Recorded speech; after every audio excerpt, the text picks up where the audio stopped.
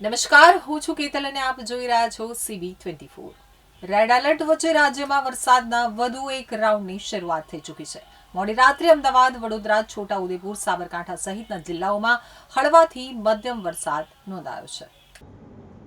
સવારે 6 વાગ્યાથી 8 વાગ્યા સુધીમાં જ રાજ્યના 82 તાલુકામાં વરસાદ નોંધાઈ ચૂક્યો છે, જેમાં ખાસ કરીને નર્મદાના સાગબારા અને ગરુડેશ્વરમાં માત્ર 2 જ કલાકમાં સૌથી વધુ 4.65 ઇંચ વરસાદ ખાબક્યો છે.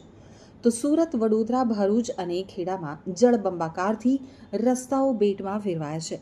છોટાઉદેપુર, સાબરકાંઠા સહિતના જિલ્લાઓમાં પણ મધ્યમ વરસાદ નોંધાયો છે. તો આજે ધોધમાર વરસાદની આગાહીને પગલે તંત્ર સંપૂર્ણપણે એક્શન મોડમાં આવી ગયું છે.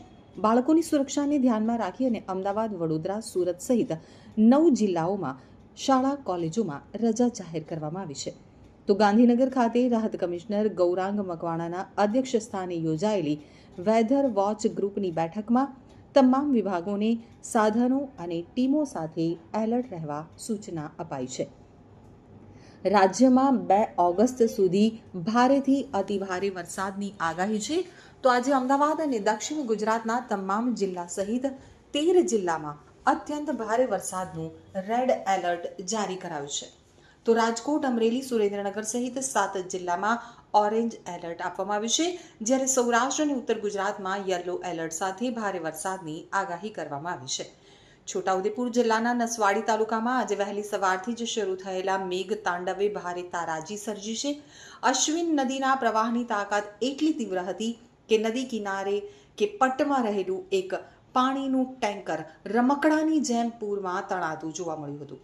તો બીજી તરફ નસવાડી ટાઉનમાં રસ્તાઓ પર ભરાયેલા પાણી હવે સીધા દુકાનો અને શોપિંગ સેન્ટરો સુધી પહોંચવા લાગતા જળ હોનારતના ભયથી વેપારીઓ અને ગ્રામજનોએ પોતાની દુકાનોમાંથી કિંમતી સામાન ખાલી કરવાની ફરજ પડી છે.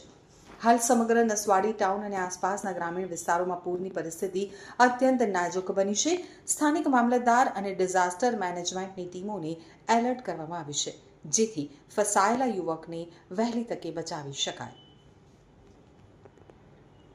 ગુજરાત રાજ્યમાં તંત્રની આગાહી મુજબ ભારેથી અતિભારે વરસાદની આગાહી હતી. 31 અને 1 તારીખે તે મુજબ ખૂબ જ વરસાદ પડ્યો છે. અહીંયા નસવાડીમાં અને ઉપરવાસમાં એટલો બધો ભયંકર વરસાદ પડ્યો છે. ખાલી 2 થી 3 કલાકની અંદર એટલો ભયંકર વરસાદ પડ્યો, જેના કારણે નસવાડીના નીચાણવાળા વિસ્તારોમાં ખૂબ પાણી આવી ગયા છે. અહીંયા અમારી આ અશ્વિન નદી પણ છેક ઉપરથી રોડ આ બ્રિજ બંધ કરી દીધો છે, એટલું બધું પાણી આવ્યું છે અને ઘણી દુકાનો ખાલી કરવી પડી છે, ઘણા એરિયા ખાલી કરવા પડે છે, એટલું બધું નુકસાન થયું છે. मैं इंस्पेक्टर ब्रिजेश विश्वकर्मा से चंदियारा बड़ौदा से। हमारी टीम आगामी मानसून को देखते हुए छोटाउदेपुर में डिप्लॉयमेंट है। अभी हमारी टीम हाल बुद्धि में है।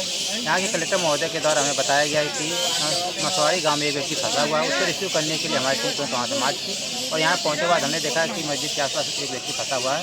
उसको रिसीव करने के लिए हमने तुरंत अपनी बोट लाइफ जैकेट का इस्तेमाल किया और उस व्यक्ति को सही सलामत हमने रिसीव किया। अभी व्यक्ति पूरी तरह सही सलामत है और हमारी टीम भी अभी अब कंप्लीट करके वापस आ गई। तो कितने टाइम से वो अंदर फंसा हुआ था, ऐसी कुछ जानकारी? इसका अभी हमें क्लियर जानकारी नहीं है, लेकिन बताया गया है कि वो कुछ ज़्यादा इस समय फंसा हुआ था और नदी का पानी फिर से बढ़ गया, जिसकी वजह से वो